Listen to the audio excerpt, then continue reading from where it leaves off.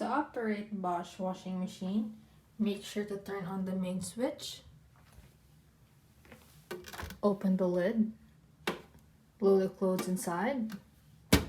Close the lid. Load the soap. Twist this knob to turn on.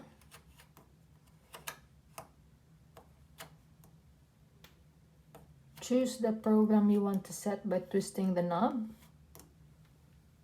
You can also set the timer and choose the program from here. Then press start button. Once it's done, you can take out the clothes. Check if this is clean, and you can turn this one off by twisting the knob. Make sure to turn off the main switch.